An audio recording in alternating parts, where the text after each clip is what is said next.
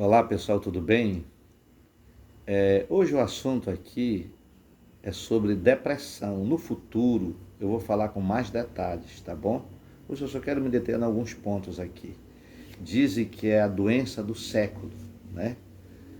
E isso me faz lembrar de um caso que eu ouvi no YouTube de uma advogada simpática que tentou se suicidar várias vezes e ela não conseguiu. Então ela contratou duas pessoas, dois assassinos, e cavaram a própria sepultura, ela lá vendo tudo. Se eu não me engano, ela, quando cavaram a sepultura, ela se colocou dentro e mataram ela. E ela pagou os próprios assassinos da sua própria morte.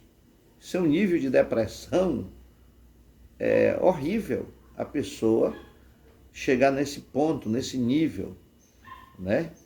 Então, a causa da depressão são várias coisas, né? Situações que acontecem na vida de uma pessoa, circunstâncias, né? Das mais variadas, né? A pessoa chega a esse ponto de tirar a própria vida, entendeu? Então, aqui em 1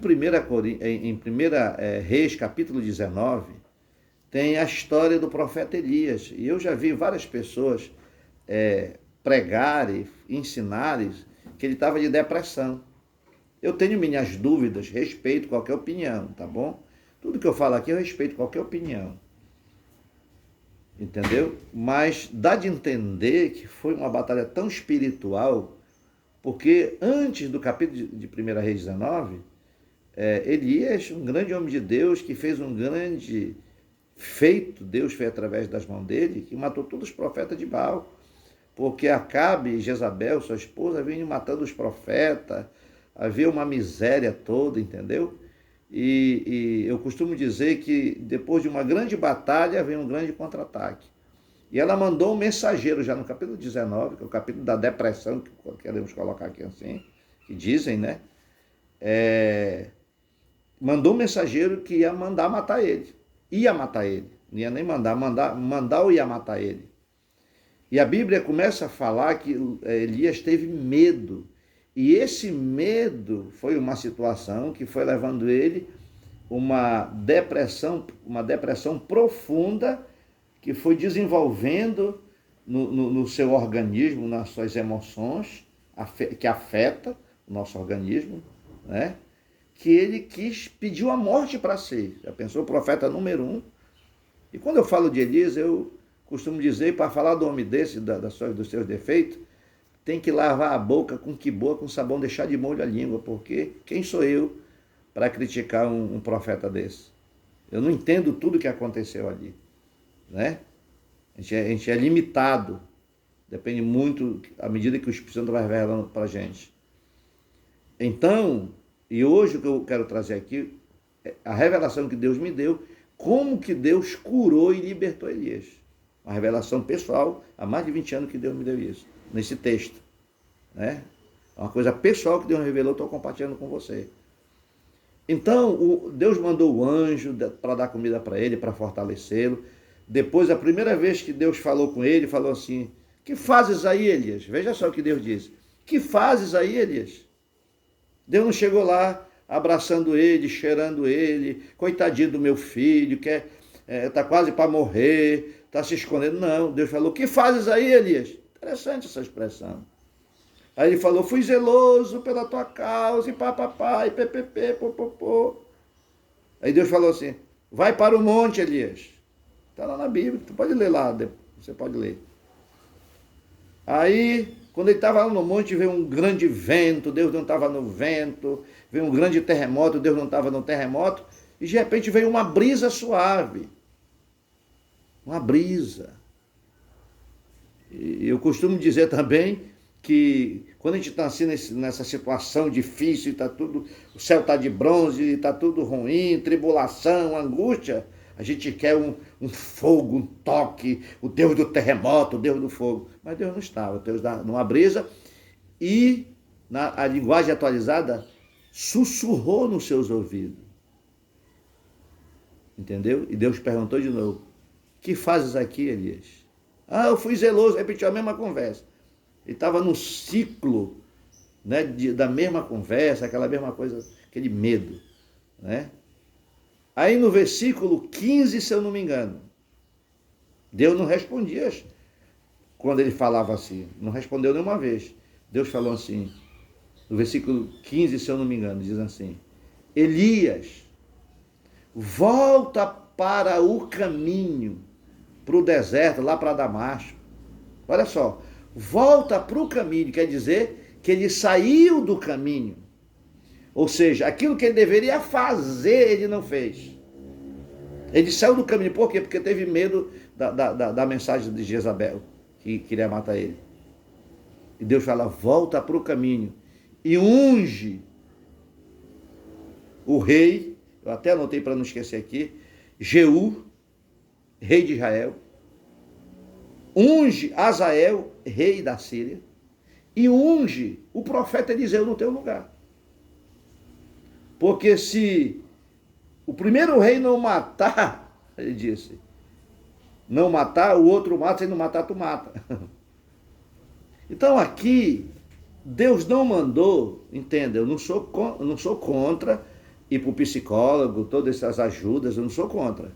Mas eu estou falando o que o psicólogo dos psicólogos, psiquiatra dos psiquiatras.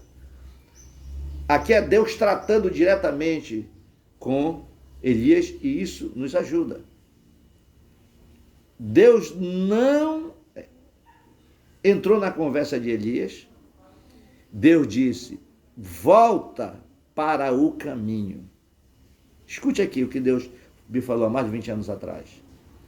Quando nós estamos passando qualquer dificuldade de situações, de circunstâncias da vida, morte da mãe, morte do pai, morte de um filho, perca, traição, seja do cônjuge, seja de um amigo, pessoas que te caluniaram e te levaram a um nível que até tirou o que você tinha. Você perdeu por causa de uma fofoca. Então, muitas circunstâncias. Então, o que Deus está ensinando para nós através da vida do profeta Elias? Você, aconteça o que aconteça, não pare de fazer o que você vinha fazendo. Entendeu? Ele era um profeta. Então, quando Deus volta para o caminho, era para ele continuar fazendo a mesma coisa. Não era para dar ouvido à mensagem de Jezabel. Não era para parar por causa daquela circunstância, daquela situação. Então, a maioria das pessoas que vai aprofundando em depressão, elas vão parando de fazer as coisas e vão se isolando, aí entra no remédio. Eu quero dizer que muitos remédios é bom, mas causa efeito em outra parte do organismo. Eu também não sou contra o remédio. Mas aqui ele está dizendo, continue fazendo a mesma coisa. Presta atenção no que eu vou ilustrar aqui com as minhas mãos. Está aqui o problema, ó. Está aqui o problema. Pode ser o problema que for, a circunstância que for. Mas você tem que estar aqui em Deus. E se você continuar no caminho, lendo o que é no caminho? O seu trabalho, lendo a sua Bíblia, tendo a sua vida de oração, o seu jejum, decorando os seus versículos, profetizando, sonhando, enxergando pela fé, vendo pela fé, você continua perseverando, se aconselhar com as pessoas que podem te dar conselho, e conselhos bons conselhos da Bíblia, da palavra de Deus. A Bíblia diz que o céu e do céu vão passar, mas a palavra de Deus não vai passar. A palavra de Deus é alimento para a nossa fé, entendeu? Então, se você continuar fazendo, continuar seu trabalho, continuar varrendo a casa, continue, enfim, você não pode parar. Esse problema aqui vai desaparecer. Compreende?